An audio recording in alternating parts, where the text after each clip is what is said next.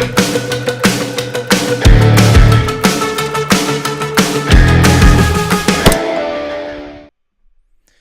guys, and welcome back to the English Shooting live stream. If you are new, this is an opportunity to ask any questions around shooting or otherwise that you want, bring up any topics that you want to discuss, and also to have a little bit of fun. Please don't forget to hit the like button and subscribe if you want to see more of this. We do it every single week at 7:30 UK time on a Thursday. It's been a relatively slow week, I would say, in terms of topics and news. There is, of course, the big one that we will get on, but do feel free to use the chat box below and put in your thoughts, your comments, your questions, or anything you really want to discuss. And I can see a lot of regulars in the chat, so thanks for being so supportive over the past.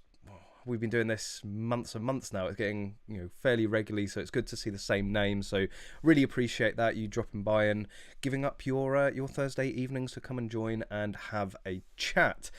So yes, of course, the big shooting news this week was Scott over at Kentucky Ballistics. I'm not, I would say, a regular viewer of his channel, but I have seen many of his videos there. If you're anywhere on YouTube to do with shooting, it's pretty hard to not stumble upon one or two of his videos. And of course, he had quite a dramatic malfunction with his 50 cal, and there's loads of people that are far more experienced, far more knowledgeable on this to break down and explain exactly what happened. Of course, he's done a fantastic job of breaking that down himself, but I wanted to come at this from a UK perspective because I've seen a lot of people sort of challenge in a way the American system, or maybe the sort of lack of proofing out in the States. So I've done a little bit of light research, shall we say, to sort of see the comparisons and see what the differences are, and to answer the question of could this happen in the UK? Are the systems and checks and proofing we have here within the UK sufficient enough to potentially prevent something like this? Of course, proofing or testing a gun to make sure that it's functional is paramount.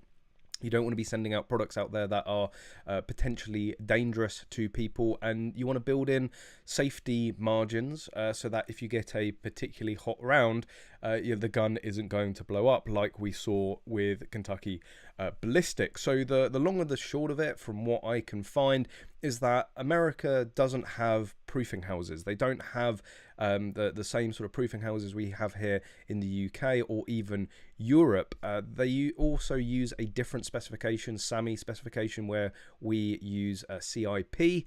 And what ends up happening in the States is that it is the manufacturers that will proof their guns. Of course, in America, liability is a huge thing. If you are sending out a product and it has let's say, an unreasonable failure, it's so easy out in the States to be able to sue, to be able to take somebody to court for damages. So the manufacturers are going to want to make sure that their guns are safe and are well within all of these tolerances. And I'm sure many of you already know the short of it with the accident is that the 50 cal the CIP specification, I think, is actually 54,000 psi is the sort of standard pressure that you would see in a 50 cal, and the owner and manufacturer, the owner of the company that manufactures that specific rifle, has come out to say that they actually test them or they guarantee them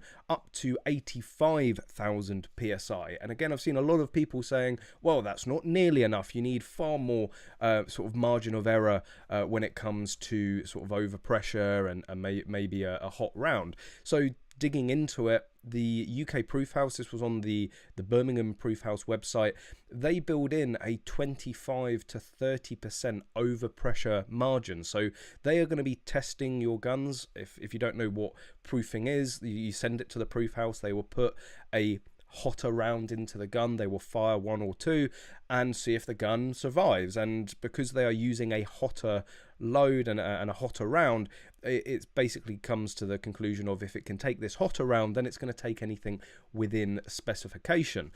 So 20 to 30% actually isn't that much, and I think it put it around, so for UK proofing standards, it put it at around, it was the low 70,000 psi, and the manufacturer of this rifle, the 50 cal that exploded, again is saying he tests theirs up to 85,000 psi. So there's actually a much bigger margin that would well exceed the testing and the hot rounds and hot loads that they're going to be putting through it in the proof houses. So this gun would have 100% passed UK proof based on the information that we know, and it just goes to show that even though it had 10 to 15,000 psi sort of headroom above the UK proofing specification, it still failed, it still exploded, and nearly cost somebody their life. So I think the main thing we've got to take away from this is, well, thank God it wasn't as bad as it could be, and that Scott is still walking, talking, and breathing. And it also highlights the importance of PPE, because yes, right, there's no PPE that's regularly used down the range that is going to stop a bit of shrapnel going and nicking your jugular.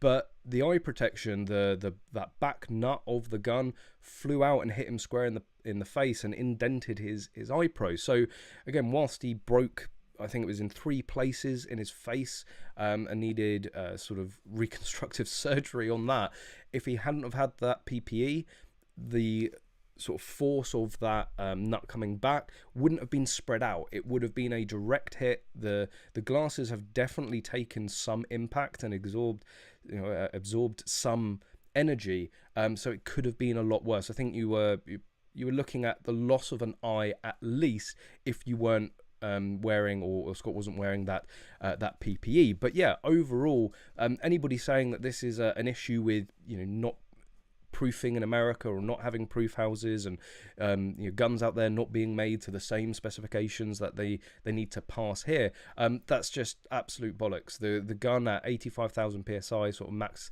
headroom on the pressure, would have easily passed any proofing that we have here in the UK. This was just a freak accident, and a number of people have also broken down that yes, it was an accident. Could it have been prevented? If you want to be a little bit more cautious, then yes, it could have been. The ammunition there, they're sort of speculating that the ammunition could be 20, 30, potentially even 40 years old, and they're all individual. They're not boxed, they're not sealed. How many hands has that round passed through? How many how much of the elements has that round experienced? And moreover, how do you know if somebody hasn't pulled the head out of it, hasn't made it a bit hotter? You really don't know what you're expecting. And there's the common joke about never using a friend's sort of home loads or hand loads, because you want complete traceability. You want complete sort of start to finish, that this round is going to do what it says on the tin. It's not going to give you any nasty surprises. And of course it gave Scott a very nasty surprise. I will very quickly, because obviously it's his content, I don't want to necessarily steal all of it, but I will bring up, for anyone that hasn't seen it, it is absolutely spectacular what happens. And again, it's an absolute miracle that the guy is still walking and talking and is able to break it down for us. Just try and find the bit of the video. And let's bring that up for you guys. So go and check them out. Kentucky Ballistics, obviously, I'm sure you've all heard of him, but go and drop him a subscribe and a like if you haven't already. Does some crazy things with all sorts of firearms, usually not with, as let's say, disastrous effects. So this is I'm pretty sure this is the round, and remember, he's breaking it down as well. So if you want the full breakdown, let's skip to it. Like, I watched this second for second, couldn't take my eyes off it. The way that he breaks it down, also gets like a little bit emotional at some points when he's talking about his kids. But you can see what's about to happen. you know, it looks pretty spectacular, but he's just received that nut to the face. No, guys, not like that. And has currently got a bit of shrapnel that has nicked his jugular. And I just want to say, if you want to help out, you can go on Bunker Branding, and if the postage wasn't so wasn't so extortionate, because it's something like the postage costs more than the items, whereas at Kentucky Ballistic. But I really want this t-shirt, and he's done it as a bit of a poke, a fun poke at what's happened. And if you don't know the significance of why this is funny, I'll explain it in a second. But yeah, this is Kentucky Ballistics sort of merch, so you can go and support him and help him out by going and getting some of that on bunkerbranding.com.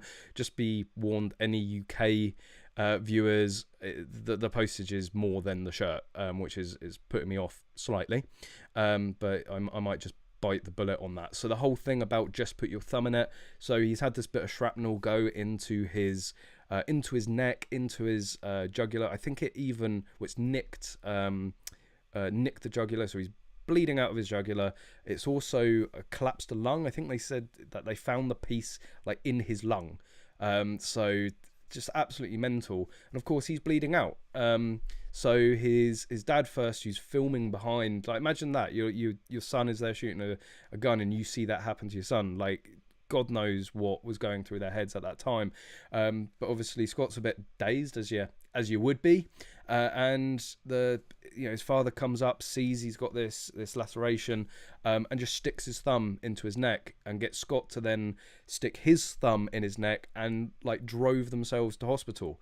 And again, in the whole video, he's breaking it down that he's actually, whilst he's got his thumb in his neck and can't see out of one eye, and the pain I would imagine was pretty intense, he phones 911 and calls the hospital and says, look, this is what's happened, I'm on my way, can you send an ambulance to meet me halfway, because I might not make it to the hospital.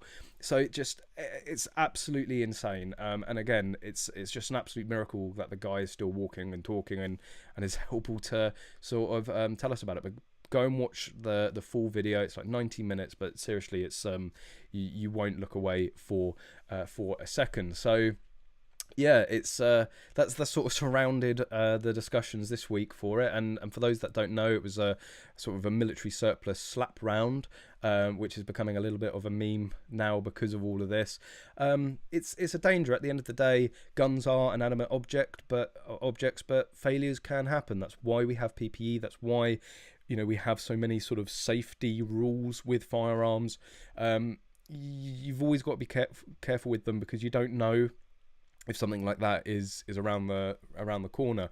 Fortunately, in my shooting career so far, I've never seen a catastrophic failure of a gun.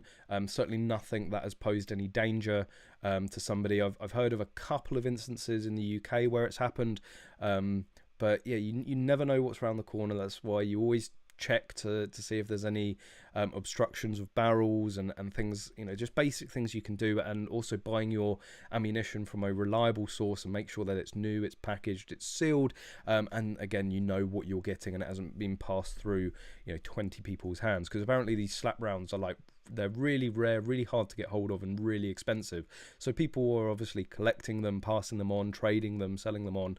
And yeah, you honestly don't know what you're getting, but it's a stark reminder of what can happen. So always be safe out there. But yeah, what you guys talking about? What do you guys think of it? It's just it's madness. I see Captain Cracks here. I hope you're getting the weekly onlyguns.co.uk ready. We'll check that in a minute, see if you've got anything new. If you're looking for inspiration, Captain Crack, you might want to go and check the English Shooting Facebook page. There's a rather spicy meme that went out on that during the week, which seemed to go down pretty well. Did make me giggle. I mean, I can admit it, I do like to make myself laugh, because if you can't make yourself laugh, who can make yourself laugh? And if no one else is laughing but you are, then screw everybody else, right? People saying about the shipping from Bunker Branding, yeah, it's a shame. Like, there's so much stuff that I would have bought in the past. If the shipping was like $10, you know, buy a couple of t-shirts for $50 with $10 shipping, but it's like $35 shipping for a $25 t-shirt, and it's I'm tempted to potentially get it sent to somebody in the States. There's a couple of people that I could potentially ask a favor of, get it sent to them, and then pick it up when we're out there in October. David Kiddle, a firm in the Netherlands, is shipping 9mm back to the USA, container at a time. I'm not surprised. It's a license to print money still out there. The ammunition shortages are real. We haven't yet been really affected. I mean, we buy our ammunition in bulk for training and testing, so it will probably be a few months until we potentially discover that there's a huge shortage. But so far, nothing. You know, there's been a little bit of hold up, obviously, with COVID and Brexit and new customs and stuff like that. But so far, we seem to be okay. I have heard a number of people talking about shortages, and some things are getting harder to get hold of. But like one of the biggest sort of markers for me in terms of shortages is always like 1522. There's three elements to the 1522: the ammo, the mags, and the gun. And if you can't get all three, there's a shortage. If you can't get two of them, there's a shortage coming. If you can get all three of them, then you're pretty well stocked. And magazines, apparently, Sportsman have a big batch of magazines that's just come in. Most dealers are well stocked at the moment with them. CCI, as far as I'm aware, is still so CCI Mini Mag, which is what I run through all of my guns. Sometimes CCI standard, but it just depends how poor I'm feeling that week. Sometimes even mini mag. Those are the baked beans and toast weeks.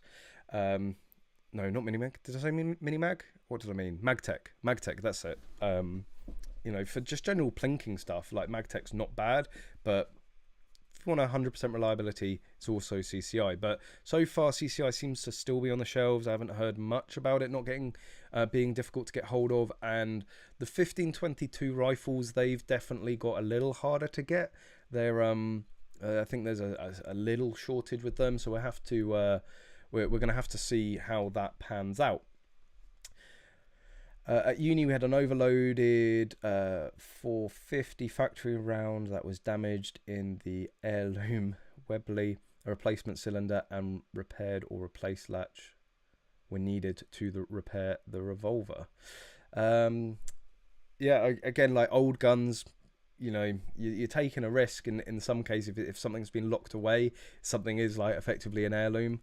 Yeah, I've seen old shotguns that potentially don't look the most structurally sound, but you take them to an expert, get someone to have a once over on it, and if you're really that worried, have it reproofed.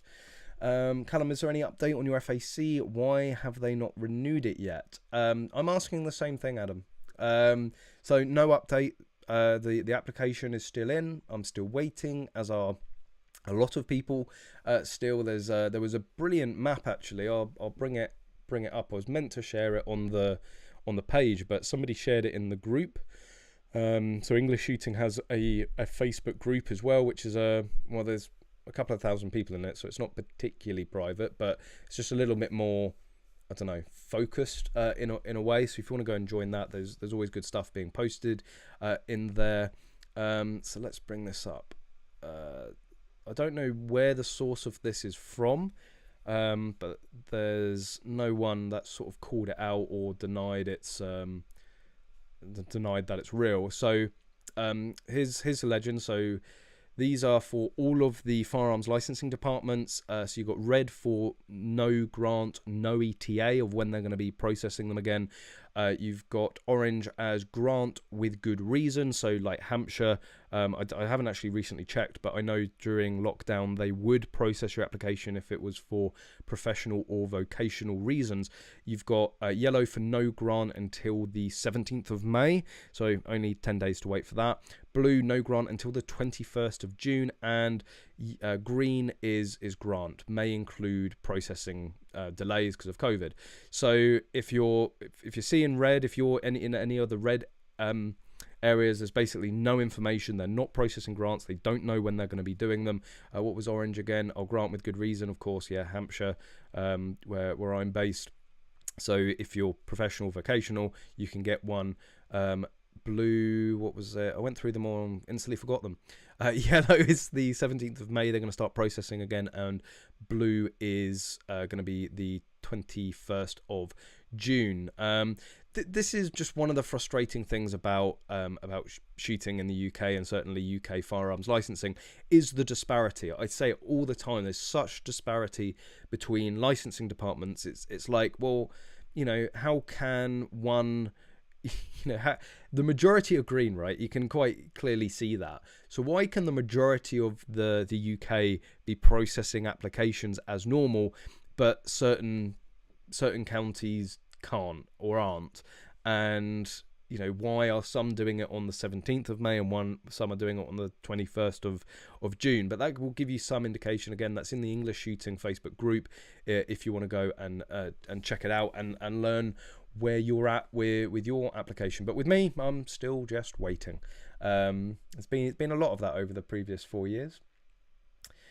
Any good places you could recommend pigeon shooting in England? Farms. If you can get permission to shoot on a farm, there's usually plenty of pigeons, certainly when they're out there doing the crops and harvest. So apart from that, there's not really anywhere for pigeon.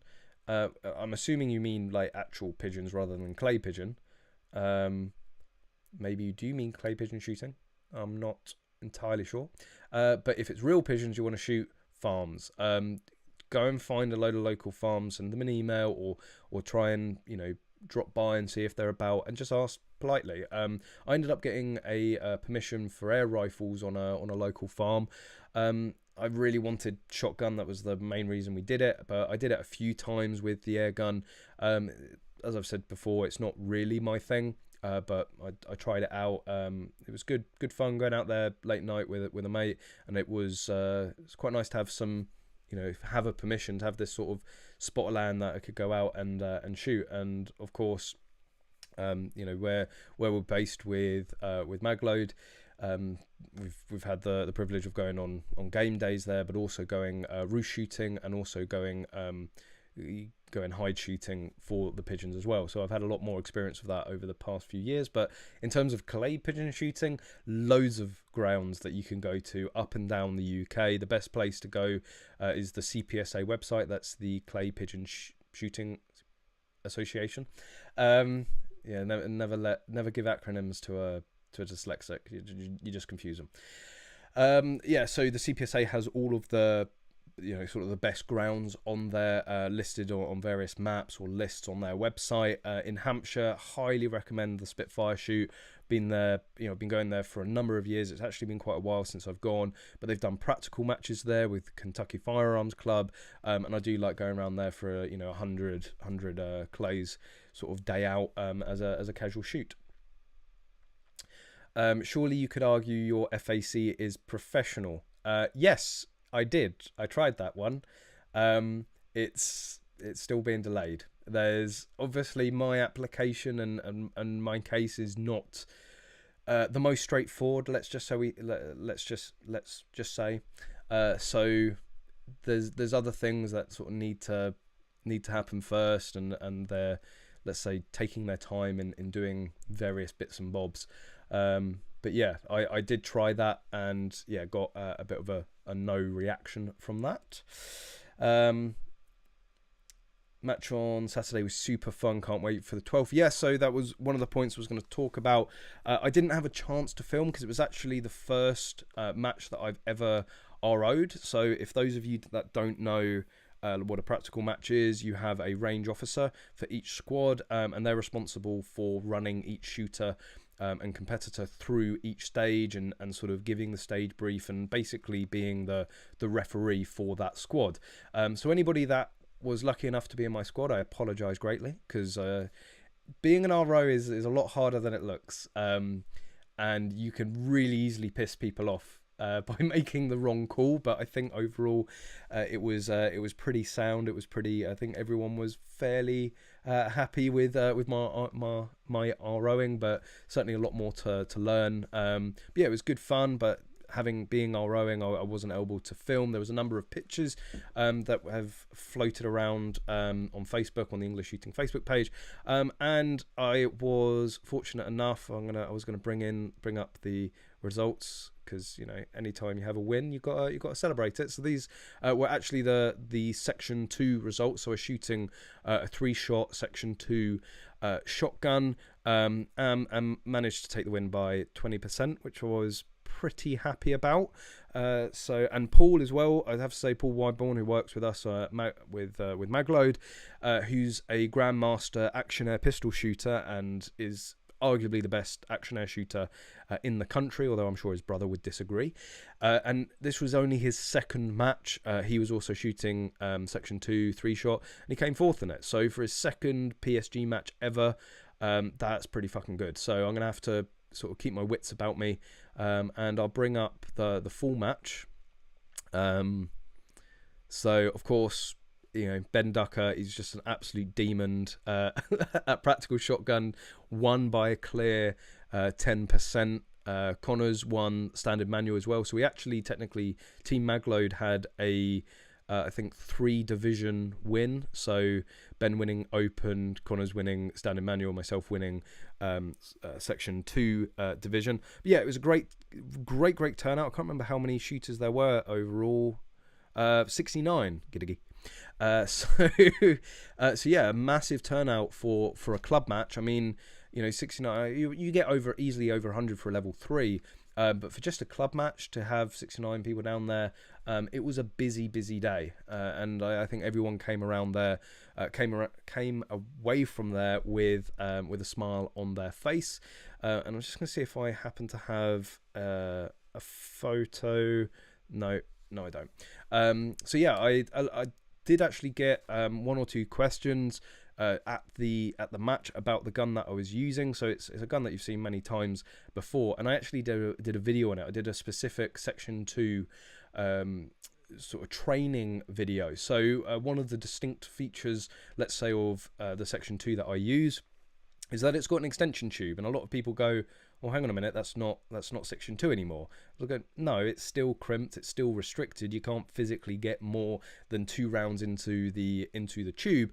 But I've got the extension on there because I don't want to hinder my own sort of training or progression for when I get my own section 1 shotgun. So the reason I have that extension tube on there is to simulate the swing and the feel and length of a section 1 shotgun. So to maneuver around barricades, it's very easy to get in the muscle memory with a section 2 of just having to watch for the barrel, or the majority of practical shotguns will have an extension tube far past the barrel. So if you get used to just having to clear the barrel, and you suddenly switch to a section 1 and you've got, you know, a good, well, some can have like 20 centimeters, 30 centimeters in front.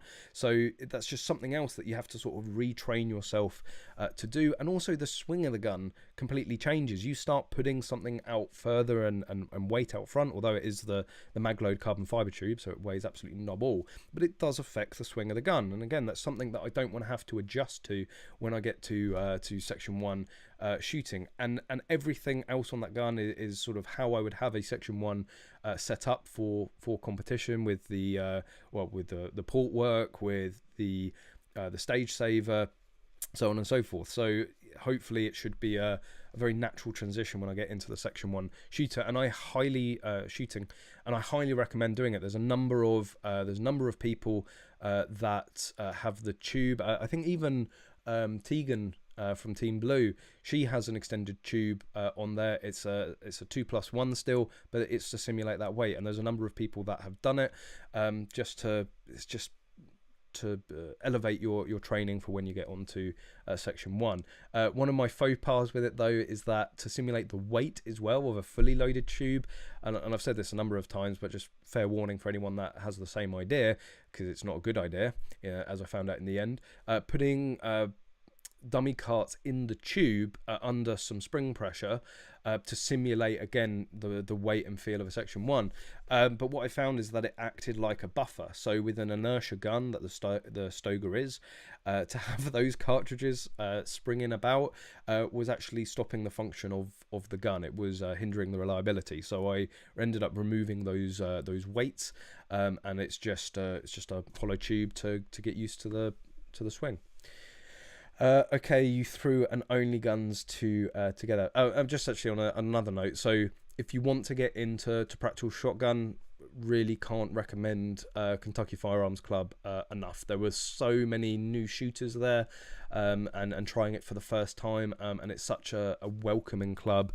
That's why I support them so much. That's why I've been with them for so many years, because you don't get the old fuddy-duddy. You don't get the politics that you can get in some other clubs. So yeah, if you want to give it a try, give Kentucky Firearms Club a bell. I think it's like 50 quid membership for a year. It's a Home Office approved club. You go and do 3 probational shoots, and then they will support your application for a firearm certificate. So you can't really argue with that. So you threw an only guns together. So anyone that doesn't know, Captain Crack is the proud owner of onlyguns.co.uk, and loves to update it every single week for us with something new and interesting. So I'm just gonna load Only Guns now and see. Oh dear. As if he hasn't had enough shit his way this week. Tasty. I approve. Well done, sir. Well done. So anyone that doesn't get this meme, let's just say that Silverstone Shooting Centre is becoming increasingly frustrated with people shooting the target stands, and has gone on various rants on the Facebook page regarding it. So yeah, this pretty much sums it up. Do I? Oh, I've got to show what I ended up doing. Let's bring it back. But fair play. I'll give that a solid 8.5 out of 10. That's pretty good. And of course I'm going to give myself a 10 out of 10 because this was just a glorious meme. Warning any Chris Vector to 2 owners. You might feel a little butthurt in a second, but it's okay because you can take a joke. Just some owners really can't. Let's bring up. But I'm sure if you're a big fan of the channel and you follow on Facebook, you most have likely seen this. But I was pretty proud of myself. Came up with it all on my own. Facebook just needs to fuck off sometimes. So here we go. So everyone will know my love for the Chris Vector. Mum, can we stop and get a competition mini rifle? No, we have a competition mini rifle at home. The competition mini rifle at home. Come on. Where's the round of applause here? Oh, like I couldn't make it any worse for myself. I do want to caveat. I do want to be completely open and transparent with the Vector. The Vector isn't a bad gun. Like, it looks like an awesome bit of fun. And I would go as far to say as I would potentially even have one once my FACs come through, as a bit of fun, as something a bit different. You just like the Strybog, the Tyrannus Strybog. It's just different. Like, not many things like it about, and actually a fairly solid gun. The Chris Vector is not a competition mini rifle though. Like stop trying to make it happen. It won't happen. Any hizzle. Moving on. I'll try not to get so ranty as I always do. And then for anyone interested, Burton Town Brewery, brewed by hand in Burton upon Trent. It's nice, a really hoppy one. It's only a 3.9. Find this amber ale. That's a good shout. That's an easy beer to drink. Vector in semi 9mm, 10mm, 45 is excellent. Like, it's not a bad gun. Like even in the 2.2 or even the full bore, it's not a bad gun at all. Do they make a 2.2 LR Vector? Yes. The gun that I literally just showed on the meme is a 2.2 rimfire, and they're proving to be quite popular with people that want something a bit different, a little bit of fun, but just not for mini rifle. It just doesn't make any sense. I don't see any advantage over any of the normal platforms that people are using. Oh, someone said, are we talking about Kentucky Ballistics? We had right at the start of the stream, comparing. You can skip back. I'm not saying for you to go, but I think even while it's live, you can sort of go back in the past of the current stream and sort of see what we're talking about.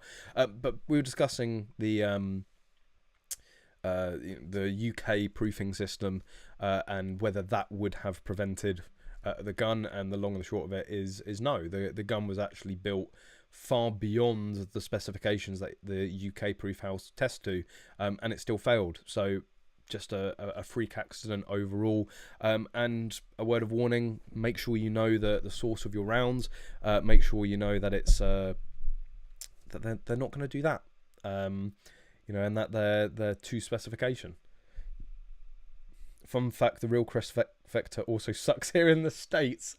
Only makes sense in full auto. Yes, of course, one of the biggest like unique features or interesting features of the Chris you only find in the full auto version. So that's where the fun is. Like, stop trying to make the 2.2 happen. Full auto or go home. It has terrible ergonomics. Yes, I have to say, the people that are crazy enough to use them on the competition circuit, they never look particularly flawless in their use. It always just looks a bit clumpy, maybe a little bit cumbersome in some ways. But each their own, you know. As soon as there's a Chris Vector on the top spot of a competition that you know, the competitor hasn't scored and scored an RØDE themselves on, then I'm sure they might get a little bit of traction. Day to run a match with a GSG MP5? No, because I'm fairly competitive, and that just would remove all the competitive nature. Again, the GSG MP5, fantastic little gun for a plinker, for a bit of fun. Of course, if you want the MP5 and you want something that's similar to it, is going to give you that feel, that maybe a little taste of an MP5, then great. But it's not a competition gun. I'm gonna have that on a t-shirt. Just seen this live chat on YouTube, and firearm explosion do happen in the UK. A 50 cal exploded at Kingsbury many years ago due to incorrect home load. So it actually sounds, although it wasn't a home load that Scott at Kentucky Ballistics was using, it does sound, again, dodgy ammunition. This does, you know, that's what has led to Kentucky Ballistics accident, and has also led to that issue. There was actually somebody who I think ended up losing a thumb at Bisley. I don't know the full story. I know it involved slug and an old shotgun. The gun probably just wasn't up to it. So these accidents do happen. So you need to make sure your gun's always in a good state of repair, that it's up to scratch, that it's, you know, it can take the pressures that you're gonna put through it. But also, I think more importantly, the general theme is use good quality ammunition. Use ammunition that has come from a trusted and reliable source, and you know isn't gonna play silly buggers with your gun. You should get a Snakebite beer. It's 67.5%, the world's strongest beer, and 50 quid a bottle. It's the same unit equivalent as drinking 15 Budweisers. I hope it doesn't taste like vomit like 15 Budweisers. I'm a bit of a beer snob, if you haven't guessed. 67.5%. Like that's like rum territory. That's mental. There was I went to Belgium on a uni trip, and we went to the Delirium bar in It was in Belgium. Where's the EU based? Whatever city. Like, that's how little I care about the European Union. Anyway, wherever the EU headquarters is, we went there, and there's a bar, quite a famous, well-known bar called Valerium, and they have the Guinness World Records for the largest beer selection in the world. And everyone sort of said, I want a sweet beer, I want this beer, and one of the guys on the trip, he was like, I want the strongest beer you do. And I think it was like 15 or 16%, which still, that's like wine territory. And I pennied him. And good trooper, he drank it all, down in one, and then almost missed the coach back. So, sorry, Adam. I do have a Brussels, that's it. Brussels.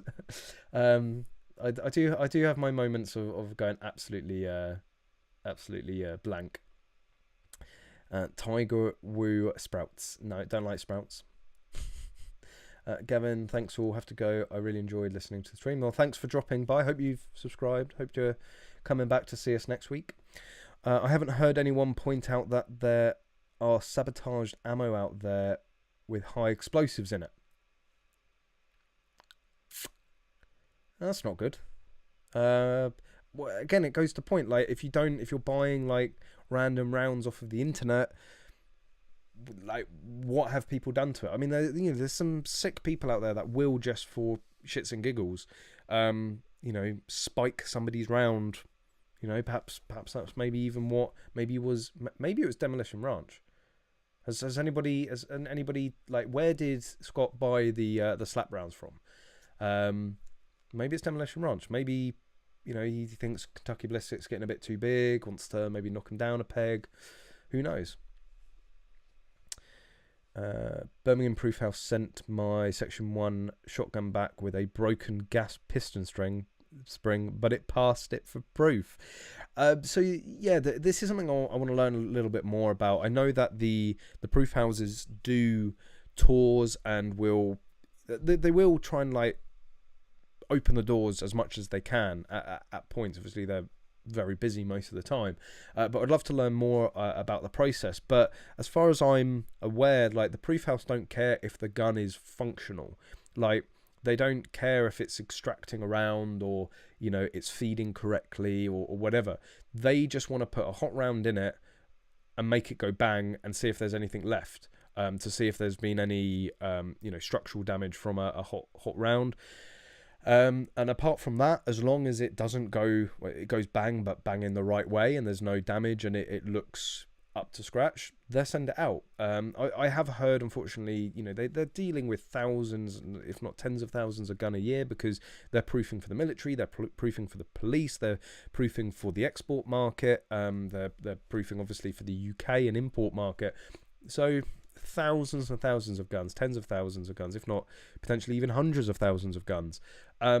When you're dealing in those quantities, there can be, people are human, people make mistakes, and I have heard of, little dings and dents coming back from the proof house, but it's just like you say, it's one of those things. You are paying them for a service, but I think that's also why there's this divide between maybe Birmingham and London. I think London overall has a better reputation, and also there's the sort of the brand snobbery of having a London proof house mark. There's a lot of people that will pay specifically for that, but mistakes do happen, and hopefully it wasn't certainly an intentional or anything that they did wrong that broke it, and it maybe was sent to them broken, but at least they proofed it. My suspicion is that a defective round was a key feature in the Kentucky Ballistics accident. But has the accident shown that the 50 cal used did not fail gracefully under those conditions? Is it fair to say that if you put a round that, as far as we know, it must have been getting on for nearly double the sort of the CIP specifications for that round?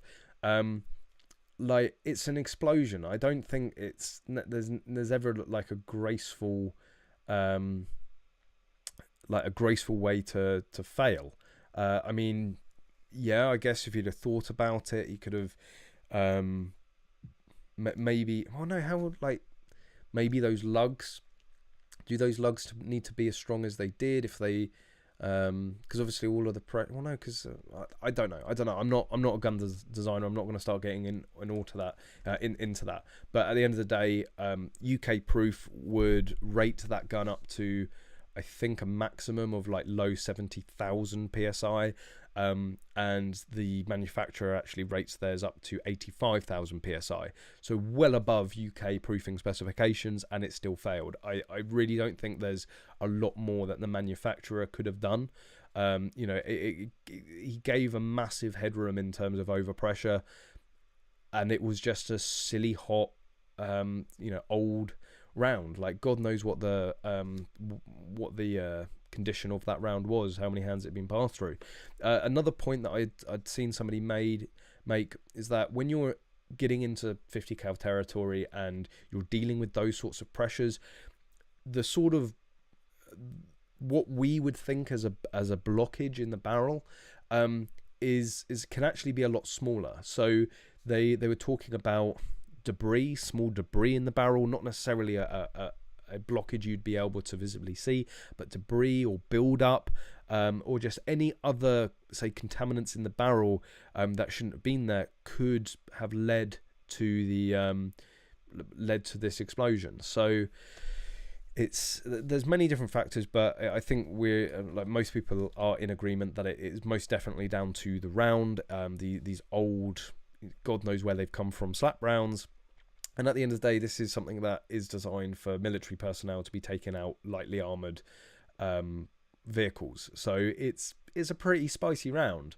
Not something that I think your average Joe is going to be down your range shooting at, you know, to try and get groups at 1,000 yards. You know, and I think, again, there was another YouTuber that said that this is one of the dangers of playing the YouTube game. Obviously, with these big channels, it's hugely competitive. Their whole livelihoods are based on their channels, and their goal is to get as many views as possible. That's the aim of the game with YouTube. At the end, you know, at the end of the day, it's get the most subs, get the most views, get the most likes, get the most comments. And the way to, yes, like, you can get very clickbaity, but the way to do it is exciting, sort of epic content, doing things that no one has done before, doing something different, taking something to the next level. And when you're dealing with guns and you're trying to take things to the next level, that's where you're going to start pushing the limits, and you're going to start pushing the limits with the ammunition you're using. You're going to be pushing the limits with, you know, potentially the guns that you're using. And, you know, does this mean that the YouTubers are going to maybe slow down a little bit and stop shooting these rounds? I can imagine there's going to be a lot of people out there that will not go near a slap round now. But on the flip side, how many, you know, huge YouTubers are there? How many hundreds of thousands of rounds are they putting down range every year? And this is like the first major accident that we've seen. So it just happened to be on camera. It's been sort of blown out and blown up to the size that it has because the guy has 1 million subscribers. Like, a lot of people are going to see it straight off the bat, and it's gained traction. I think even Lad Bible picked up on it, and from what I could see, they were calling it a shotgun. So I mean, technically, like, the 12 gauge is 50 cal, like, technically, but yeah, like Lad Bible. Not just stick to the memes, like, stay away from the firearms. You don't know what you're talking about. Evening, Daniela, hope you're well, darling. Thanks for dropping by. ARs seem to explode in a pretty safe way. Like, is there a safe way to have a failure of a firearm? Like, it's, yeah, I suppose, like, some guns, certainly more modern guns, will have certain, like, sort of stress features or sort of you know, breaking points put in there to alleviate pressure in certain directions, but really, like, if a gun's going to go spectacularly wrong, like, it's going to go spectacularly wrong. Like, it's just in one of those things in my mind. Saying the Vector isn't a comp rifle is like saying a long-barreled pistol is a pistol. Don't know, did you mean saying the Vector is a comp mini rifle is like saying a long barrel pistol is a pistol? because I agree with that statement. But technically, what you've written, I don't disagree. I disagree with. Like, of course, a long barrel pistol is not a pistol, but the Vector is most definitely not a mini rifle, competition rifle. Just no. Brandon Herrera, whatever. I can't read. Is doing YouTubes with former SPS Russian. Very cool. Oh, awesome. I have to check that out. If you don't know what happened to FPS Russia, and you thought Hampshire had it in for me, like in some ways really unlucky. Like, he wasn't necessarily 100% of the on the right side of the law, but just got absolutely fucked. There's loads of talk. He does like a podcast with people, and he goes into the full sort of shutdown of the channel and what he's doing now, basically. Would you recommend a 24-inch or a 26 barrel for PSG? Livens have opened pre-orders on the M2 Speed and was having a look. The shorter the better for practical shotgun. Like, go for as short as you can legally go in the UK. I forget what the shortest barrels you can have on a. So I thought it was 24 inches was the shortest barrel you could have on a Section 1. But go for the shortest. Go for the shortest that they can go in. That they can get in and sell you legally. So yeah, because it's about maneuverability. It's about getting around obstacles, and you want the gun to be as compact as possible to be able to do that quickly.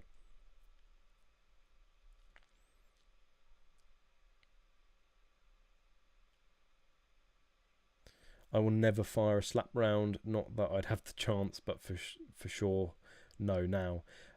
Yeah, I think there's going to be a lot of people that way, unless you're going to have a long bit of string and you pull the trigger remotely. Have you ever had a cheese toasty and then had a shoot? No. Should I have?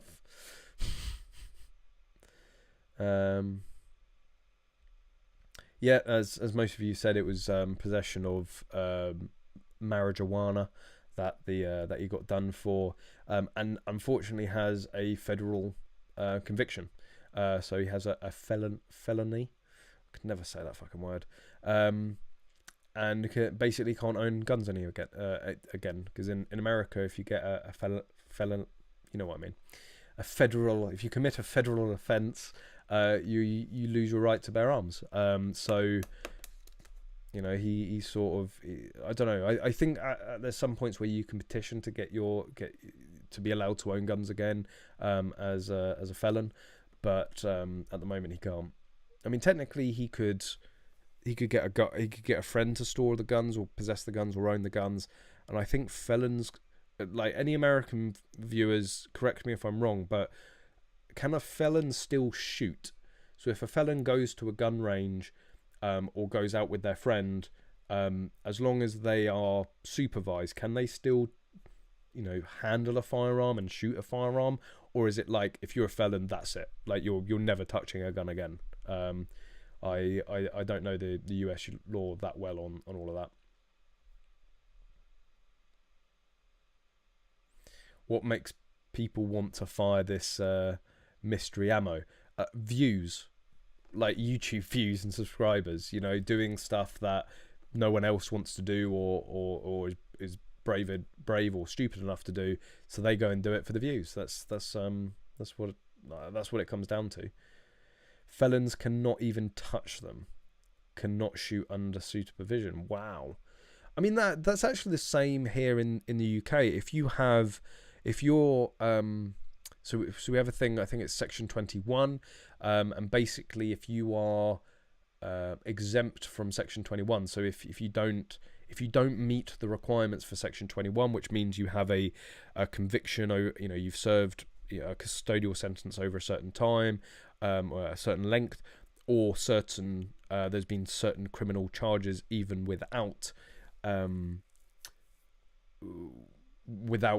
custodial sentence, then that is it. Like, you can't even touch an air gun. So it's actually very very similar. But then what America classifies as a firearm sometimes is, you know, can a felon still shoot like a 50 foot-pound air rifle? Like, is that considered a firearm out there? I don't know. Sam, thank you very much. Appreciate the support. I've heard a rumour that in the UK you're legally allowed to own a tank with a live gun as long as it has a smoothbore barrel. I'm probably not the best person to ask. I'm not going to be able to give you an expert opinion on that. But you can own a Canon. Sounds like a slight deviation, but a smoothbore gun, as long as it conforms to the shotgun length, although there is a maximum diameter that you can have, technically it would come under a Canon. Maybe it would still be section 1 because of the caliber, because of the bore diameter. But yes, a smoothbore Canon. So let's just change the name of the tank to a Canon. It's basically a track mounted. No, it's a track mounted Canon, right? Then technically, yes, that would be legal. But most of the people that have tanks, like, you can own a tank in the UK, that is absolutely fine. But as far as I'm aware, they do usually decommission the big loud bangy thing out the front. But I don't know. There might be somebody more knowledgeable about it. Tank is true shotgun certificate. That's what David's saying. David is an RFD, so he's going to have a little sort of more knowledge on the laws on that. Although very British, this is what I was saying. If the tank gun doesn't have a barrel diameters of more than 2 inches, so yeah, that's going to be screenshotted. Fuck it. Why do I do it to myself? Anyway, yes, that was my understanding. Very British. But if it has a barrel diameter of greater than 2 inches, does that just move it to section 1? It might be interesting to find out. As far as I can tell, a tank gun doesn't even need to be smoothbore. Well, yeah, if it was rifled, I don't think there is any restriction or caliber or diameter bore size for a section 1 shotgun. So, I mean, it would be interesting. Like, you get your FEO round for a variation. And what is it you would like to apply for? Tank. And what justification do you have? I'm going to do some target rifle with it. I'm sure Bisley would love that. You know, turn up to Queens, like, fire in the hole. There's not going to be much left of the V-ball, is there? Shell Shop, hey, thanks for dropping by. Hopefully he can get his record expunged in the future. Yeah, I'm sure that's what he would do. I mean, you know, his channel, I mean, the channel is still there, right? To be honest, there must be ways that he could still do it. Why doesn't he go to another country? You know, he could fly out, you know, the sort of money that he would have been making from that channel, from the views and AdSense and sponsorship, it would pay him to fly out to another country to be able to do it. You know, get some shooting footage, you know, film like 5 videos, that's your month, you know, video a week done, fly back, do that once a month until you get your record expunged. You could still technically run the channel. If he wants any advice of running a channel without firearms licenses, and well, I'm not prohibited from shooting because I'm covered under, I still meet the requirements for section 21. But yeah, if he wants any tips, I should be able to help him with it. Don't rely on ammo manufacturers for your supply. Just saying. Yes, accidents do happen as well, even with the box stuff. I just think it's far less likely to happen. If a tank is a shotgun, do you need justification? Ooh. No. No, you don't. Don't need. So I would rather have a smoothbore tank. No justification needed. Give me the shotgun certificate. Ben Blogs and Gamers, Callum, he has said before he could do absolutely go to a good. Oh, he said it before. Oh, okay. Why doesn't he? Dealer at Portsmouth has a Sherman tank for 29k. Maybe I should sell the Porsche. That could be good. I'll be up for that. Or maybe I should like start an English shooting GoFundMe or Crowdraiser or Fundraiser or whatever, and buy the English shooting tank. I mean, that would just be, I think Hampshire at that point they'd just roll over, wouldn't they? They'd just be like, the guy's gone and bought himself a fucking tank. Like what do we do with this? And actually, speaking of fundraisers, it's something that I wanted to talk about. If you're feeling in a generous move, whilst I do appreciate the support through the donations on the channel, and of course you can go over to EnglishShooting.org and get yourself some merch and patches. Where are they? Where's wrong finger? There you go. If you want one of these patches, or maybe you want Connor's face, or a Magload 1522 sticker, or one of these caps, EnglishShooting.org.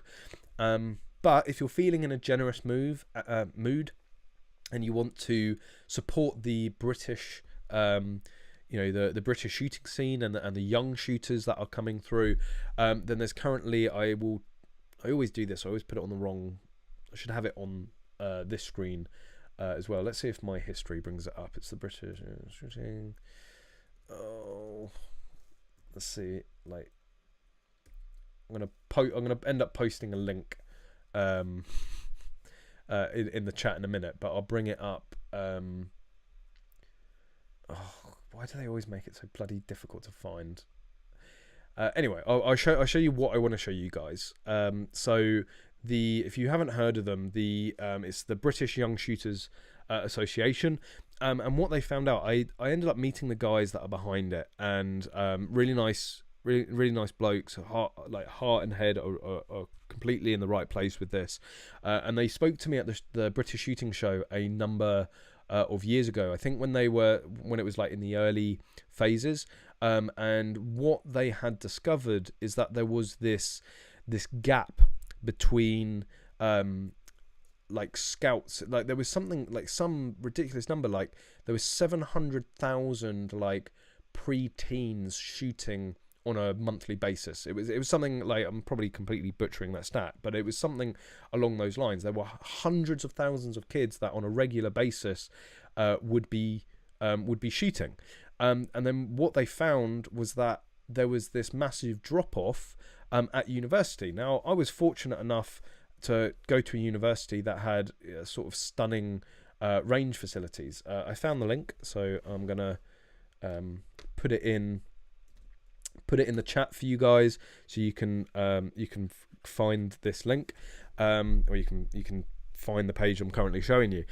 So they found that there was this big drop when people end up going to uni, and being lucky enough to go to university, funnily enough, I think all of the options that I chose for university all had ranges, even though I wasn't into shooting at the time. It was just, I guess, my subconscious was guiding me correctly on that one.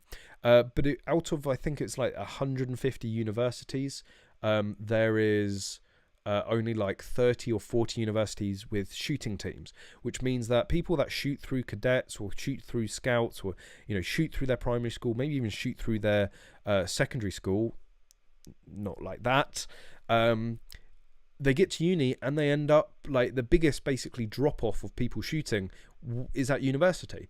So the British Young Shooters Association is all about filling that gap. It's about getting young shooters, so I would say like under 21s, shooting, or giving them the ability to continue shooting at university. They will help out if you're at a university and you want to start up a shooting club. There's a lot of paperwork involved, but these guys will help you out, and they're currently fundraising. They've I don't know if it's this video, but they're currently, I'll play it just so you can get a better idea, and it's just better than watching me jabber on, although now we're watching somebody else.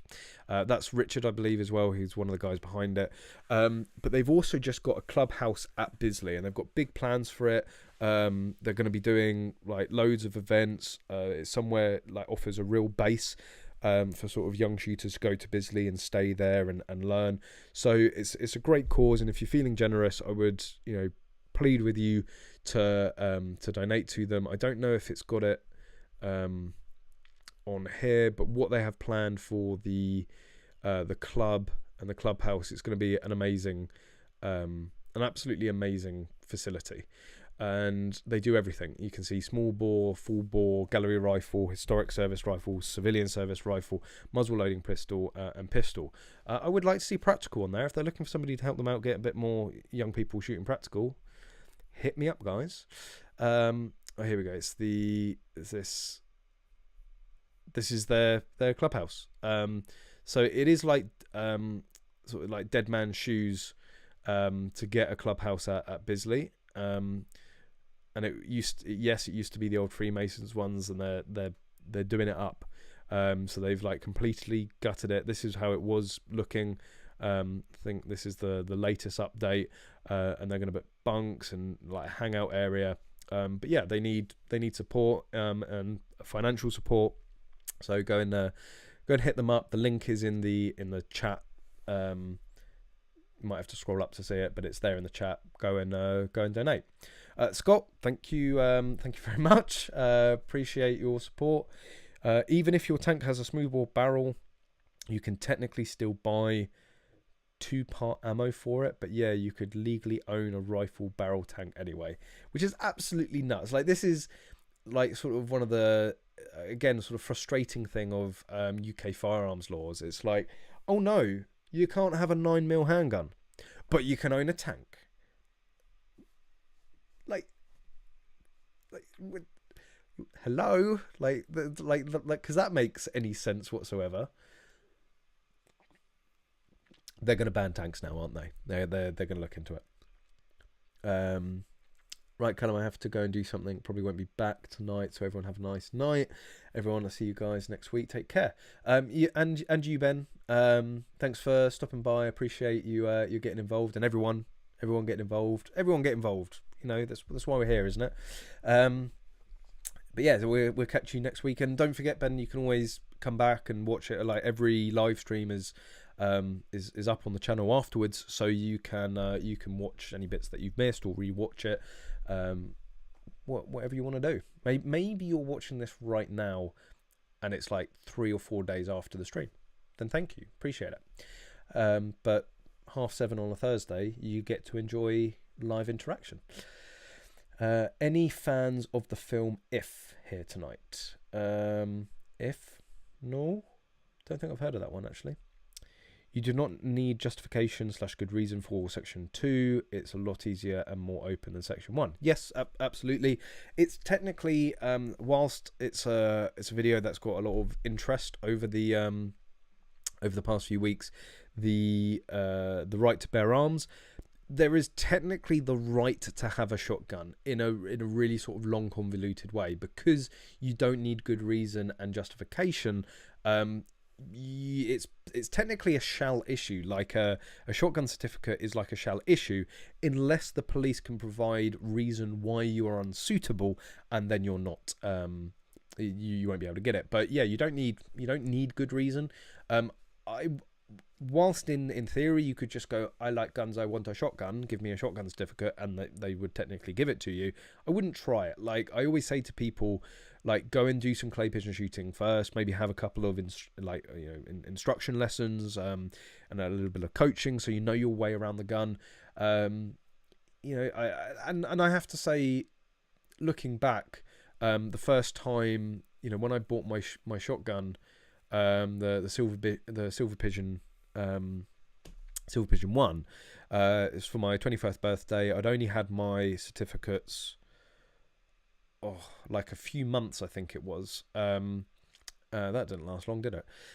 and I'd only been clay pigeon shooting maybe 2 or 3 times, and I think in hindsight I probably myself should have, like, I just went and self-taught myself. I just like turned up to a range with the gun and just went at it. But in hindsight, I probably should have had a little bit more instruction, maybe a little bit more coaching. But hey, no one got shot, no one's died, so and I certainly know what I'm doing with a gun now, so it's all's well that ends well in that way, I guess. But yeah, I'd highly recommend that. Even though it's not a requirement, go and have some coaching, get familiar around the guns, and have a sort of an expert introduction with it. Hashtag ban tanks. Like, that's going to be the funny thing, isn't it? Like, they're going to ban all guns at some point, and the only thing we'll be able to own is tanks. And then someone's going to have to privately buy the Salisbury Plains, and we can have like practical tank matches. Oh, that's got to happen. You could, like, it's PST, practical shooting tanks, practical tank shooting, PTS. Someone copyright that for me. It's gonna happen. Tank, stand by. Are you ready? Anyway, very hard to conceal a tank. No coat hanger. Well, they do have the aerials, don't they? So technically a tank is like an LBP because of the aerials, maybe. If the film If covered an armed insurrection at an English public school. What? I might have to go and check that out. That sounds a bit interesting.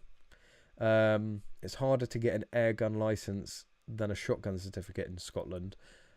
I'm not really surprised. Like the whole Scottish airgun thing is just a farce, right? It's not work. It was something like 5% of suspected airguns or predicted like airgun numbers were ever handed in or licensed.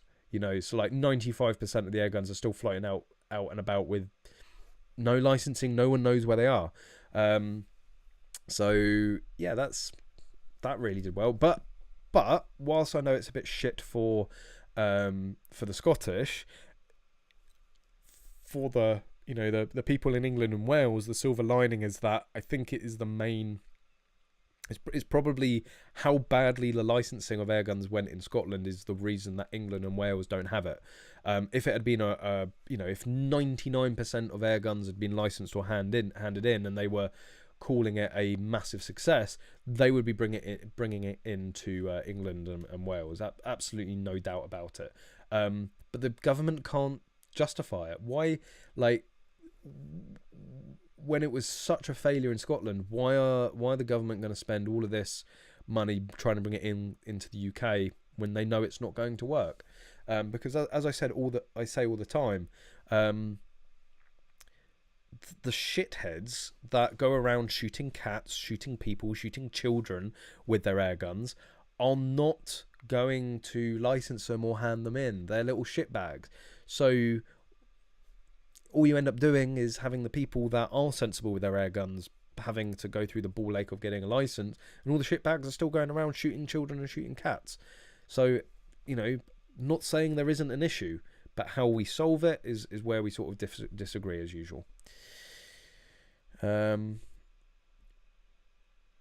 LOA, does he mean Toy Soldiers? Great film. It like genuinely is. I remember I think I had a Toy Soldier game on the PC. Like I really like that film. I was big into my my Action Man.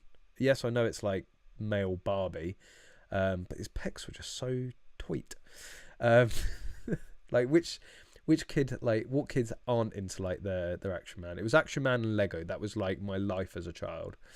Again, probably no real like surprise that I ended up getting into shooting, because like one of the best thing about Action Men was getting all the guns and all the different guns and stuff like that, and you get buggies with guns, like mini guns mounted to the roof.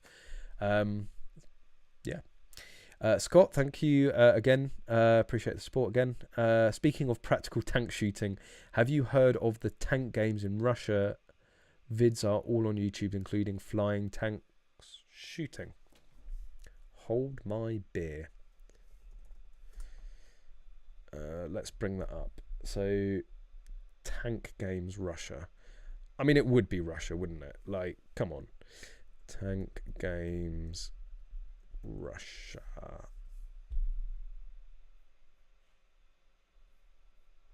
Oh, this is next level. This looks like CSR for tanks. It's like the Tank Olympics. This is epic. Why am I only finding out about this now? It's like there's so many. This like combines all of my it's like motor racing. There's a big fuck off gun in front of it. Do they actually shoot anything, or is it just like driving about? Now this I can get into.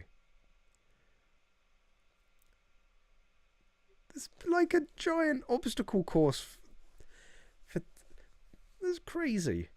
Do they shoot? I'd be disappointed if they don't shoot. Like, they should. I mean, it said, what did it say? Oh, it was a live stream. It's a lot. They live streamed it. They said it was like a biathlon. So, do they actually like shoot at targets at any point? I mean, it's still bloody cool.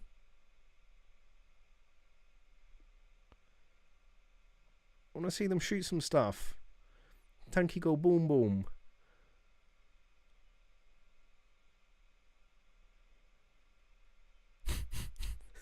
It's mental. Oh, a bit of rolling coal. So I'm okay, fair play. I mean, the Russians do just take it up to 12, don't they? What is 11? We go straight to 12. That's pretty cool. I know what I'm doing after the stream this evening. That's my thanks, Scott. Appreciate that. They did call it a success, Callum, but as you said, most are still illegally held. I've spoken with a few people who just kept them. They did call it a success. What the fuck were they smoking? Like when England, as a specific specific country, looks at gun laws and go, nah, we don't think that's going to work. You know it's not a success. Paint shells, yeah, that could work. They do shoot.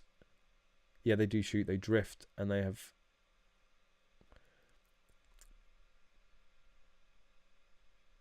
Yep, that's now my dream goal. Instead of IPSC shotgun world champion, I want to be a tank champion. Have you guys actually watched this for the whole time? No. Someone's just recommended it and we just got onto it. Although maybe we should. Maybe when they next live stream a games, I should just, for shits and giggles, live stream as well and commentate on it. I won't know what the fuck is going on, but it looks cool. If you set your standards low enough, it's always a success. That's just what they're doing, isn't it? That's basically like gun control 101. That's why they always say one death is too many, because that's like the metric. If they can prevent one death, it's a success. They never ask the question of what about preventing more deaths. They called the bump stock ban a success here. Trust me, it was not. No, all the time you have things like binary triggers and force reset triggers. Like, it's just, and 3D printers, of course, just not gonna work. Some big news on the channel. If you haven't, I'm sure most having been watching this, you've probably already seen it. But we hit a bit of a milestone. So we, if you go onto the channel, you will see we have hit 30,000 subscribers, which is well, I was pretty blown away when I've got the first 100 and then first 1,000 and then 10,000 and I thought 20,000 was pretty cool. But we're on the way. Then, like, really the next big one for me is the 50. Like 30 and 40, like, yeah, it's still pretty cool, but 50 is the one I have my eye set on. I might do a giveaway to celebrate this, but what I'm actually thinking is to start planning for the 50 and do something like stupid epic for 50,000. So I mean, obviously thank you guys for getting us to 30,000 subscribers, because it is literally all down to you guys. If you weren't hitting that subscribe button, the numbers wouldn't be going up. And there are usernames, whilst there's a lot of people that will come up to me at shows or matches and all that and go, I'm so and so, and I'm crap with faces and crap with I'm really good with faces. I will recognize someone, but I'm crap with names. But usernames, it is actually quite it's nice seeing usernames that I've seen pop up on the channel from like the first couple of months that it was started. So I know there's a lot of long-time haulers on this channel that have watched and subscribed from the very start. So thank you guys. But anyone that subscribes or watches the channel and has helped us reach the 30,000 subscribers. Yeah, it's just nuts, and thank you guys. I'm set on the 50 now. I want a plaque. I want a fucking YouTube plaque. Like we're a third of the way there. Let's try and get it to the 100. And we've got some. I keep teasing you guys until it's absolutely, it's like things are signed on the dotted line and it's in black and white that it's happening. There's some big stuff going on in the background that will potentially, help make the channel even better and bigger and provide even more content for you guys. So we'll just have to wait and see what happens with that. Oh, excuse me. It's been a long day. I actually spent the day. If any of you guys have ordered any, as you've seen, probably have seen, I'm wearing my my Magload gear this evening. I actually spent the day building. If anyone's ordered loaders recently from magload.co.uk, I was building them today. So it was a long and busy day at the office, and yeah, it's probably time for sleepy night time soon. Careful, no one wants to associate you with the word influencer. Don't worry, I don't think there's any danger of that ever happening with you, Tom. Don't worry about it. That's purely something I have to worry about. The channel is great. I like hearing about the wacky British gun laws. Yep, it's I mean, that again is another silver lining of UK gun channels, is there's always something interesting and wacky to talk about with gun laws. And actually, it was one of the points whilst I did a full video of it, and I'll just show you if you want to go and watch it, which one it is. This firearm rule changes serial numbers for every component. So the latest video on the channel, go and check that out if you haven't already. But I just wanted to sort of summarize it on here if you hadn't already seen it. So there's this circular of firearm rule amendments that are coming into play, and it's to do with the EU directive that requires every gun from like 2018 onwards to have every essential component have a serial number, basically.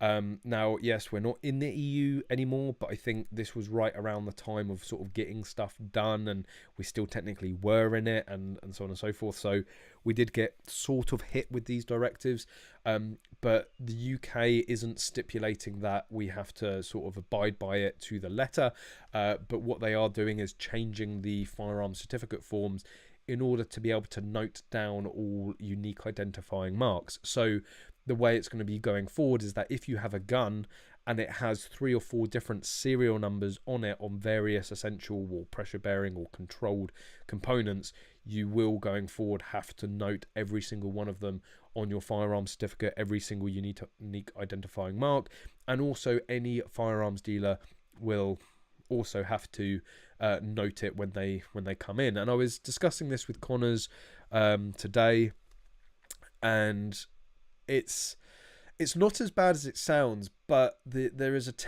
there's a potential pitfall with this, which is like, how much do you strip a gun down, right?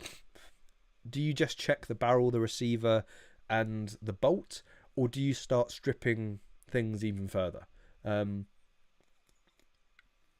Because if, like, is a buffer tube an essential component? Is a trigger an essential component? There's so many things that could be construed as essential components, and if they have a serial number on them, then technically you have to note that down.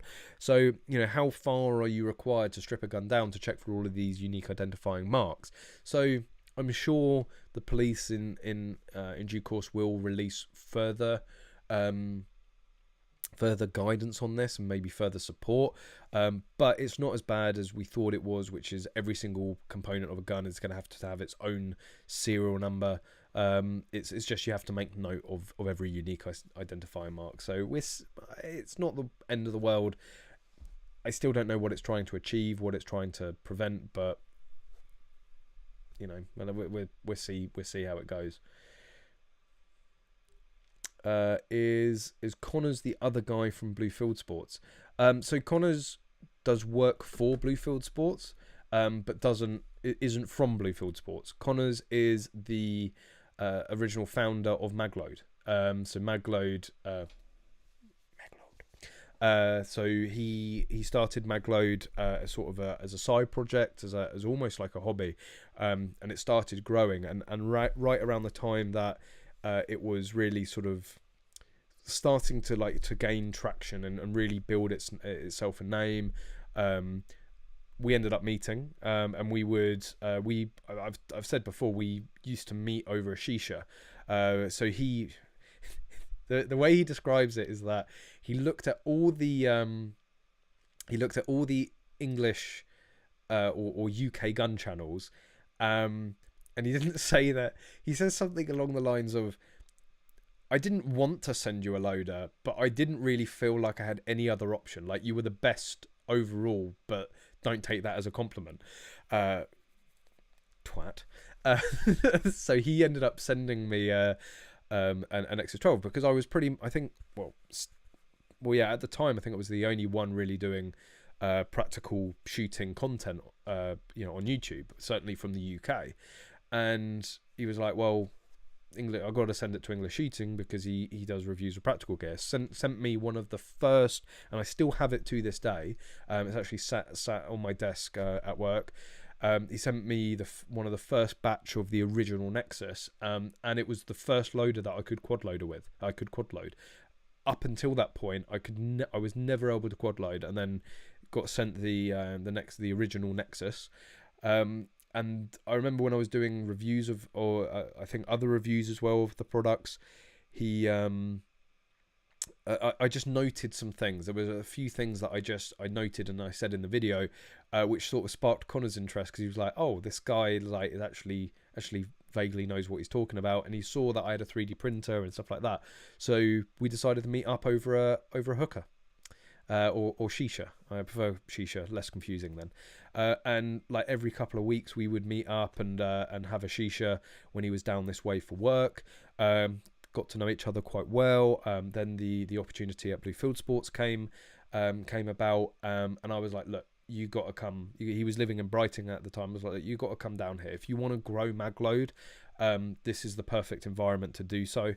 And I convinced him to move to Fairham from Brighton, and we started working together on Magload. I was always, to begin with, it was always a sort of a side thing for me.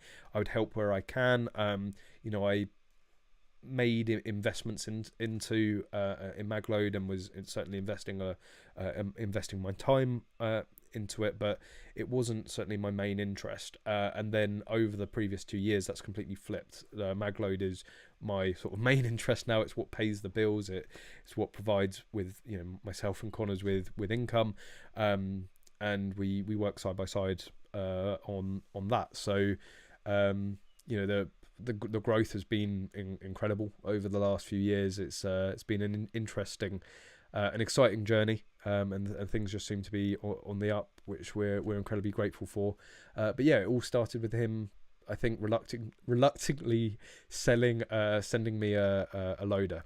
Although the Nexus wasn't the first thing he sold. Sent me, I think he sent me the double quads, an option 3, and a Primus loader. And I think he liked the reviews enough to then send me the original Nexus. But I've got it. It's been upgraded actually to with a Pro Bar and Pro Bars and Pro back plate. But it is the original plastic, the original springs, original screws, and I've got the original back plate that he sent as well. So I should probably bring that here and have it in the back, because it is like that was really sort of the beginning of our friendship and even like partnership, as it were. Can't wait to see a unique identifying mark on a Magpul rubber butt plate. Yeah, we don't joke. Oh Jesus, your unique identifying mark will be P3N1S. For some reason, I don't think that's going to be as unique as you think. What products do you guys use? Sorry, what printer do you guys use for Magload products? Where's my phone? Give me 2 secs, and I will show you. Although I sort of have to caveat it, but I'll show you first, and then I'll I'll give a full explanation.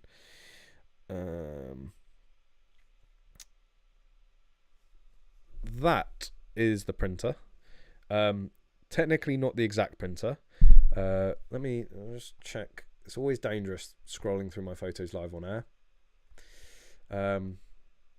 It's Yuri, absolute beast of a shooter, and his green Nexus Pro. If you can see there, that was he was very, very happy with that. But yeah, I think that's a closer.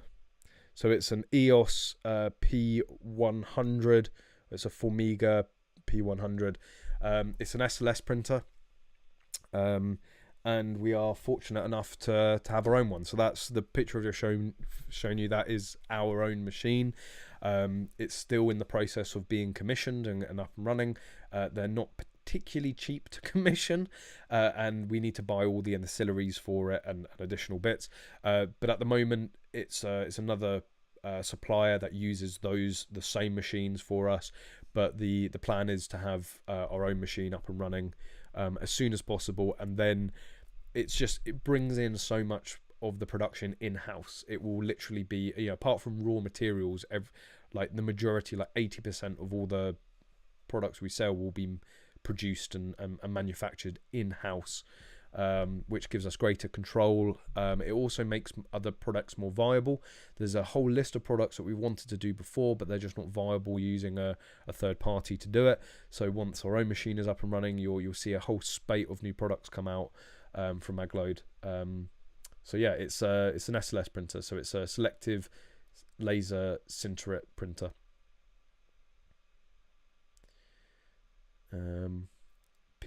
PTSD, practical tank shooting days, perhaps. Hey, English shooting, everyone, how is everyone doing? Well, as far as I know, we're all doing great. I certainly am. I've got a lovely beer, although I've not had that much of it. Maybe that's why the stream's been good this evening. Yeah, Adam, I hope you're well. Hope you're good as well. What else were we going to talk about this evening? Oh yes, lots of rumours and sort of whispers, and I'll bring it up for you guys. This is just one of the articles that I've seen floating around, and unfortunately it's got a paywall, so you're not going to be able to see the full of it. But this came out 5th of May, so yesterday. Starter pistols could be phased out after police warn they are being converted into deadly weapons. Organised crime groups have set up factories to convert harmless blank firing pistols into lethal handguns. Of course, because banning handguns originally stopped crime. Police are encouraging athletic clubs to phase out the use of starter pistols after it emerged that gangsters were converting them into legal firearms. And no, I'm not paying. Go away. Go away. Go away. So yeah, there's been a number of articles about this, and I have read some other articles where the police have, they are saying, look, they are looking into this. This isn't like this is what we would like. It's no, we're going to look into this and potentially take action. So something to be aware of, that they might be banning or potentially even licensing starter pistols because they're too easily converted. Again, we banned handguns back in 1997, and still 40% of all firearm crime or offences, 40% of all firearm offences today are still committed with handguns. It's not. All you're doing is they're just going to smuggle them in still. That's all they're going to do. Yes, it might be a little easier to convert a starter pistol or blank firer, but at the end of the day, they're still going to continue smuggling them in. Honestly, and if someone's going to go to the efforts of converting a blank firer, then they're going to get a 3D printer and print it, or they're going to download all the various guides for making a gun in your back shed, and they're going to do that. Stop penalising legitimate uses for these things just because some criminals will use them to commit crime. So yeah, something to be aware of. I mean, obviously in the sort of sports world, well, shooting sports world, blank firers or starting pistols, it's not a huge consequence. But for athletics, like, I just see it as like a little bit of tradition. Like everyone remembers having them at sports days or so on and so forth, and the Olympics. Like, really, is it gonna solve that much crime, or are criminals just gonna find another means to get hold of guns? So it's again, I don't disagree that we should be stopping criminals from using guns, but banning them, it's just never been proven to work. The starter is just going to shout bang very loudly. Yeah, but you may offend some people with that. So maybe it will have to be quiet, and everyone will have to agree to the bang first. Not like that. Glad to hear it, my dude. I'm doing great as well. Thanks, man. Good to hear. Exactly, like here in California, they want to take our guns, and yet they want an open border. Yeah, like how the fuck's that gonna work? It's the one that I keep on seeing pop up, like the saying which goes, all of this talk of gun control, and all I'm hearing is how you're going to take guns from law-abiding citizens and not off the criminals. And again, like, massive caveat, as I always do, I am supportive of our licensing system. I do support the firearm and shotgun certificates. I do believe in having a check of competency, and also a check of your own mental stability before having a gun, driving a car, driving a lorry, flying a plane, or whatever. All those things are big responsibilities with other potential consequences. But banning particular types of guns has never been proven to work, has never been shown to reduce crime. And as we all know, gun crime only rose after the handgun ban, and still 40% of all offences are committed by handguns. So what good did it do? Nothing. And I always, the way I spin it and turn it is, it's not that, again, I'm against stopping gun crime. It's just a crying shame that they continue to do things that don't work when they could be spending that time, money, and effort doing stuff that would work. Heavy division isn't in IPSC and never will be. Who's talking about that? How do competitions like IPSC react to people using chest rigs and plate carriers at events? It's because it feels like in the UK, despite that being practical gear, it wouldn't be acceptable. So, comrades, the IPSC has a very strict no camo rule.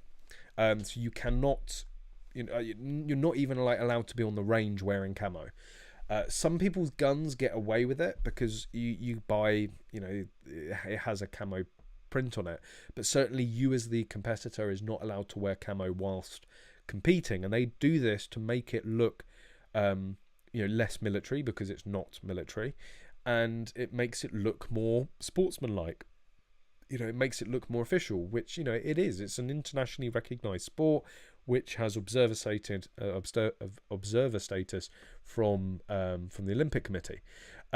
So when you say chest rigs and plate carriers, you won't see plate carriers at a high level IPSC match. You might see them at like club level, because that's literally all the gear that someone has to hold some magazines or hold some cartridges. But when you start getting to like level 3s, you just won't see it. And when you say about chest rigs, apart from the conventional chest rigs, some people refer to the shotgun belt. So I'll bring it up because there's always time for a shameless plug.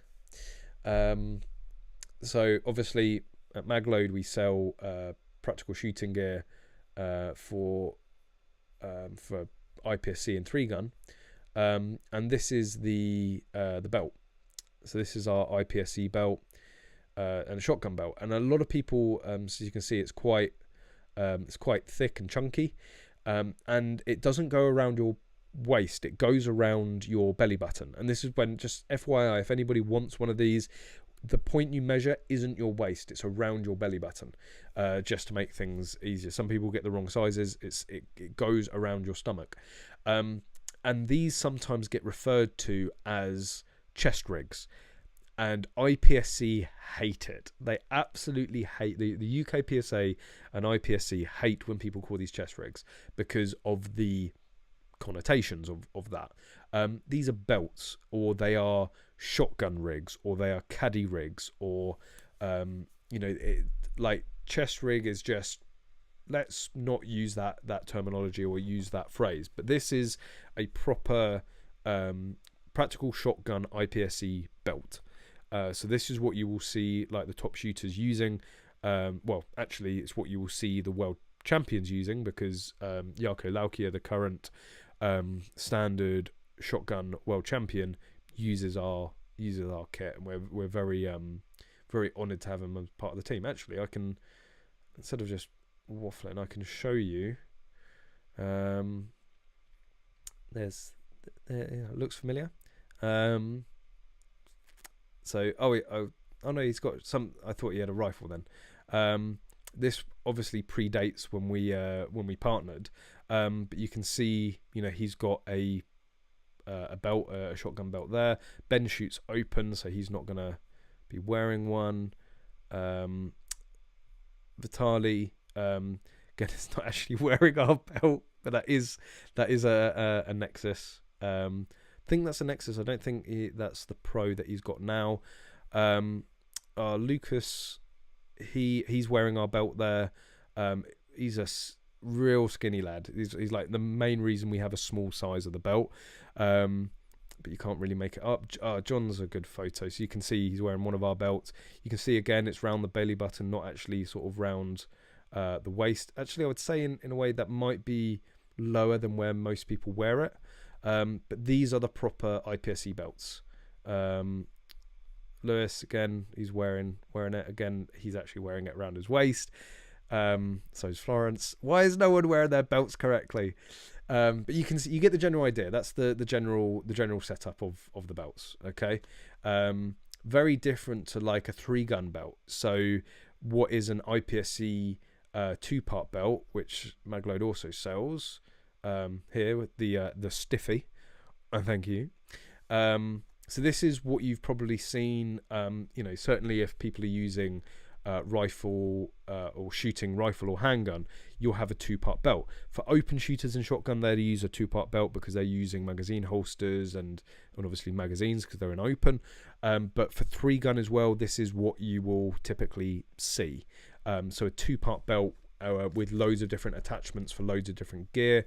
And actually the best way to show you is, if I can find it quickly, is the V-loader. So this is a more typical setup for 3-gun, although I don't think there's any other gear there. But you would have like a couple of shotgun loaders like that. You'd have your pistol holster. You'd have magazine pouches for your pistol, your rifle, and you'd be setting your belt up for each stage. So IPSC, certainly for PSG, has its own belt, has its own sort of typical setup, and that's Magload's bread and butter. That's the main product for Magload is the Nexus Pro. It was the Nexus, now the Nexus Pro, and the belts. So yeah, there's a little talk of belts there. But yeah, chest rigs, we don't call them chest rigs. No, I think that's where it got from, where we came from. Will we ever see a straight pull LA80 and other Bullpup platform? There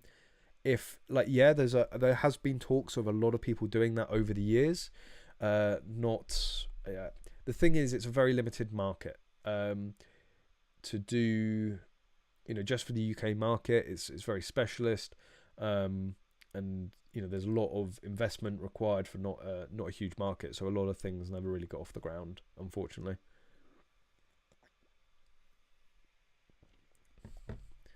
I think it's kind of funny that they make you own a long ass pistol when, if you want to commit a crime, you can just cut it down. Yeah, we think exactly the same. Like, again, it doesn't have a lot of logic. Oh, it's to stop concealability. But if I'm going to use a gun for purposes that I need to conceal it, the crime that I'm going to go and commit with it is going to far exceed be cutting down the barrel and cutting down the rod. Like, so yeah, I'm with you with that. But that's the way it is. That's what we got to do to have something vaguely looking like a pistol.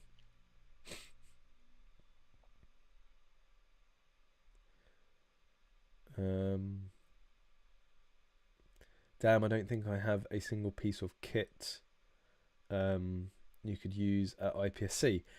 Magload.co.uk. We get you, like, drop us an email, drop us a call. We'll get you fully kitted out. Don't worry about that. You know, a lot of people, you know, when I first started practical, there's a fucking video of it. I'll bring it up. Let's go YouTube. Oh, this might take a little while to find. Let's see if I can find it. I'm sure many of you already know, I started practical shotgun with an over and under. Let's see if I can find that video. I think I've even shown this on live stream before. There we go. So this was the first, I'm pretty sure, the first time I ever did practical shotgun.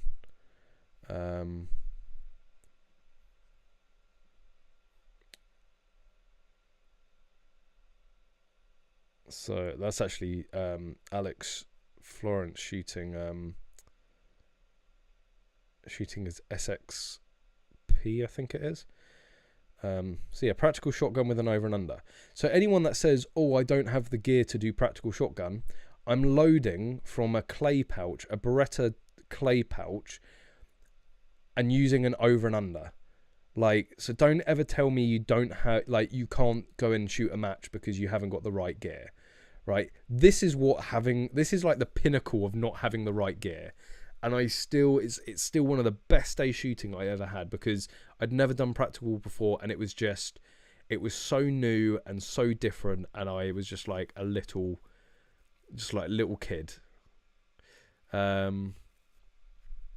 So, and actually, I tend to bump into him at shows and all that. I haven't shot with him for a long time. He's probably not going to appreciate. Well, he's already on the web. But the guy rowing. Oh no, I can't fucking find it. I actually owe him. So, I guess it's okay. But he's a guy called Rob. This is the guy that is responsible for me getting into practical shotgun. We went clay pigeon. He watched the channel, got in contact with me, and said, "Look, if you're ever in Bisley, let me know. We go clay pigeon shooting." So we did, and he was like, "Have you heard of this? Have you heard of this practical thing? This practical shotgun?" I was like, "No," and he introduced me to it. So, I mean, like, Florence again is using like he's loading out the pocket of a vest. Like, to start the sport, you don't need, you know, to go out and spend hundreds of pounds. Obviously, to get better, to get quicker, you do need proper gear. You know, so the first time I got my Tacom caddies, you know, well, first of all, when I got the Beretta 1301, that was a major step up because I wasn't using an over and under. And then when I got the Tacom caddies, that was like a game changer for me. And then I got the double quad from Magload, and then the Nexus, and, you know, yes, the gear does help, certainly if you're going for the best time. But yeah, practical shotgun with an over and under, it can be done. I love that video. It said, holy shit, it's got like 26,000 views. That's surprising. It's funny, like some of these videos I go, I mean, this was August 9th 2015 that this video went out, so, you know, 6 years ago. Crazy. Ever thought of doing a starter pack for practical shotgun? Yes, we talk about it all of the time. Connors has a bit of a what's the word? He doesn't like doing discounts, right? His whole thing is like, it's a slippery slope when you do discounts and things like that. And I managed to convince him. So anyone that has taken advantage of the usually quite spectacular Magload Black Friday deals that we do, you can thank me for that, because Connors was dead against it, didn't want to do it. And then I was like, look, like, every company, every shop has a sale at some point, like, or does a deal at some point. And I was like, we just pick that one part of the year when everyone's doing it, and we just do it to the max. So that's what we do. We really do, like, wind up to Black Friday. It's a big part of the year for us, and all that. So Connor sort of sees it that if we do a starter pack, it's a deal, but then we do already do bundles. So we do like the Pro and Element bundle for the 1522 upgrades. Yeah, I keep on nagging him. It's something that we bring up fairly regularly and discuss. I definitely think we should have it like a complete starter kit. Say, look, because we do, and we don't mind. Like, I will spend as much time as somebody needs to, you know, ask the questions they want to ask to understand what they may need and what will suit them. But I think there are a lot of people out there that just want to be told, if you want the best setup, this is it. Or if you want our recommendation, just buy this. Don't worry about anything else. Just buy this setup. So yeah, I'll talk to him about it. I'll bring it up tomorrow with him, and see if we can do something. Don't you have to take a course to do practical shooting? Yes and no. So if you want to shoot IPSC at a level 2 or above, you need a safety course, but you can shoot at a club level 1s, without ever doing a safety course. So what you just saw with the over and under, there was no course for that, because it was like a private club. It was done to club rules rather than so the two rule sets that are available for practical shooting in the UK here are either the correct ones, which is IPSC and the UK PSA, or just like the national incorrect ones, which is the NRA. So the NRA and the UK PSA have different rule sets, but the internationally recognized set of rules is IPSC for practical shooting. So you can go and do like NRA matches, you can go and do club matches without any courses, without a safety course, without a competition license. But if you want to start shooting at a higher level in practical shooting, and you want to shoot under the UK PSA or under IPSC, you will need a safety. You will need to do a safety course to get your safety course certificate and your competition license. It is about, someone saying around £150. It's so I think what we charge is £165, but that's is a condensed course. What should be a 2-day course is done in 1 day. The only caveat is that Corners requires anyone who wants to do a 1-day course to have previous experience before. Otherwise, you're just never going to get it through to in a day. If you've never done any practical shooting, you will need to do a 2-day course. It's still £165, but you will learn a lot. There is a lot that you will take away from it. It's almost like a mini instruction session / like a little test, but you will come away from a safety course a better shooter, 100%. There is things that you will pick up from there that you've probably never thought of or never even come across in a competitive situation, but they run it all through you on the safety course, and it's a great taster. If you just want a little taste of what practical shooting's about, do a safety course, because you kill so many birds with one stone, because you get a taste of it, you get some experience, you get some good instruction and tuition, you get your safety certificate and most likely your competition license, which then, as soon as you're a full member of the UK PSA, which you have to do within 6 months of completing your course, otherwise your course will expire, you can then go and shoot level 3 matches. So it's very, very much worth doing. And I used to be a bit of a... I was always maybe a little bit more unfairly critical of the UK PSA. This is, I'm talking like five years ago or so. Because it seemed just very regimented. Like, I was like, I just want to get out there and shoot. Like, I don't care about the safety courses. Like, I'm a safe shooter. I just want to get on with the matches. But I have to say, the level of matches, the level of competitor and shooter, and overall experience is just elevated because of it. Because everyone's at a really good standard. It makes sure that you don't get people that are potentially dangerous on a competition, so everyone's safer as a whole, and it really does just work. I'm a complete IPSC convert, as I'm sure you guys have all gathered over the years. I think it's overall the best system, and in my mind it's the best way, and the best hope of getting practical shooting into the Olympics. And don't take the instructor's finger off in the action. Yes, that's always advisable not to do it. UK PSA safety course instructors are sort of like FEOs. You're going to be on a good, you're going to be on their good side pretty quickly if you bring them some hobnobs. Bring them some biscuits, offer them a cup of tea, they'll be right on your side straight away. Especially Connors, Pepsi.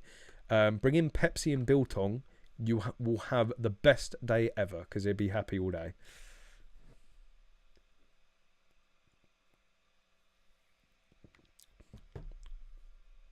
Clubs aren't restricted to the IPSC levels. They can do what they like. Yep, absolutely. Unless they want to call it an IPSC match.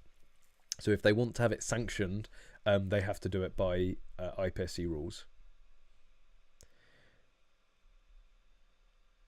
In my opinion, I don't believe in licensing for guns. I just think a background check is good, but cars are a different story. I believe in licensing for driving. So yeah, I find it odd that you would support licensing for driving, but not for guns. I think, you know, they're both tools. They're tools that I think, you know, personally, I would like everyone to have a minimum competency level before they are let loose with them. But, you know, everyone's got their different take on it. This is why we like having, this is why we do the live stream, isn't it? To have a conversation about different viewpoints. But actually, on that note, I think I'm probably going to wrap it up there. It's been a pretty cool stream overall. We're on a bit of a run. Connection's been good so far all evening, and the past few weeks has been pretty all right. But before you all head off, hit the like button, make sure you're subscribed. Big thanks to anyone that's donated during the stream. Again, I'll bring it up because, you know, never hurts. Never hurts. If you want to support the channel, you can do so and actually get some swag for yourself. So if you want to support the channel, head over to EnglishShooting.org.